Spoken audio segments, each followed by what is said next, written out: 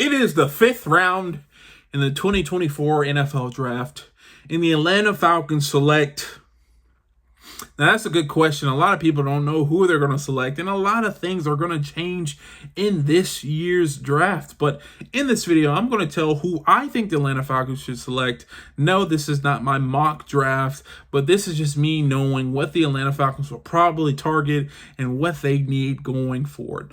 Now, like in previous videos, I think the Atlanta Falcons will spend the first 3 rounds investing heavily on defense. I think they will go with getting need up front, but then I think they're just going to select the best player available in regards to the defensive position. I also think they're going to pick up a cornerback because they need a cornerback, and I'm pretty sure they're going to pick up an edge rusher. They have to at this point because they missed out on so many in free agency.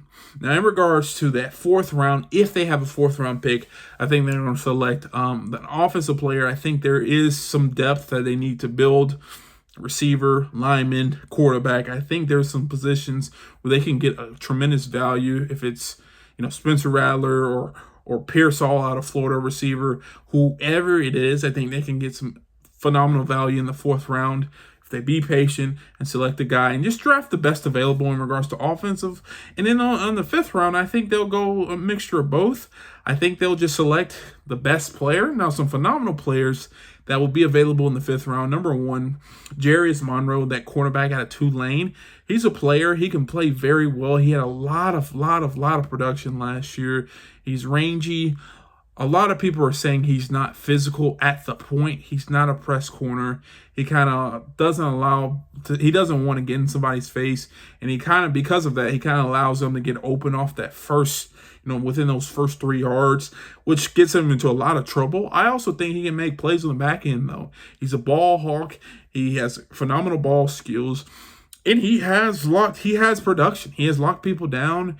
He can play at an elite level, and I think if we get him in the 5th round, that'd be added depth to that cornerback position. We're starting to build a roster, and if he pops, that's someone we can have playing in the future. And it was just building depth, kind of what the Kansas City Chiefs did with their cornerback Snead. Now he's gone, but he was a 4th round pick. They picked him up. He saw a little bit of talent in him.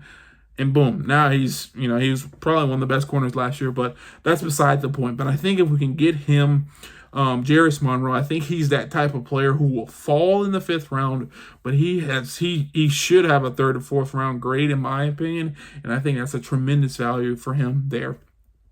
Next person is Curtis Jacobs, the linebacker at Penn State. I think, as we address other glaring needs, I think linebackers starting to get pushed under the rug. We have phenomenal linebacker play last year, but I think just getting some needed depth there is always great. You never know who's going to get hurt. And Curtis Jacobs fits the bill. He was a mid 4.5 guy, which is pretty fast for a linebacker.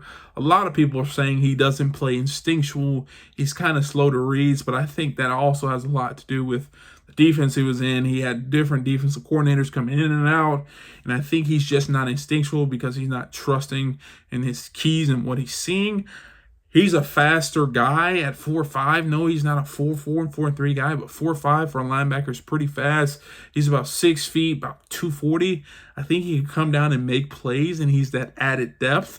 He also is a special teamer, and I think that will go underrated as well in his game, but he can play special teams. He can come in. If somebody gets hurt, he's added depth at the linebacker position. And for 5th round, he had phenomenal production at Penn State. And to get him for a 5th round pick, I think will be ideal for the Atlanta Falcons. The 3rd option in the 5th round for the Atlanta Falcons, a lot of people have not been talking about this guy, and I don't think the Atlanta Falcons need this much depth at this position, but Will Shipley out of Clemson. I think he'll be a phenomenal 3rd running back for the Atlanta Falcons, and a lot of people are giving him 5th round grades, which I think is very, very, very low. I think, can you imagine a backfield with Bijan Robinson, Tyler Algier, and Will Shipley? It's a recipe for disaster. I mean, those are 3 guys that run the ball hard, that are explosive, that can hit you in the face, but also make you miss at the point. And I think that's someone we can bring in at a 5th round pick. He'll start off as special teams. He's a guy we can bring in for depth. There will be injuries. You don't know where, but there will be injuries. You can bring him in. He's a good third back. I think he has potential to be a second or first back on any team. It's just some things didn't happen at Clemson that didn't go his way. But bringing in Will Shipley in the 5th round, I think that's a underrated pickup. And that's someone that I would like the Atlanta Falcons to look into, even though we don't need running back depth. Right, we don't need a running back. It's good to have him for running back depth. So those are my 5th round draft potentials. I know a lot of people aren't, they don't know where the Atlanta Falcons will go. They may not even have a 5th round draft pick. But if they are to select in the 5th round, I think those three individuals add depth and give you a lot of value at their positions with that pick. But if you enjoyed this video, please do me a favor. Hit the thumbs up, subscribe, and turn on post notifications. If you want to see more videos like this, check this video out right here. And like always, peace.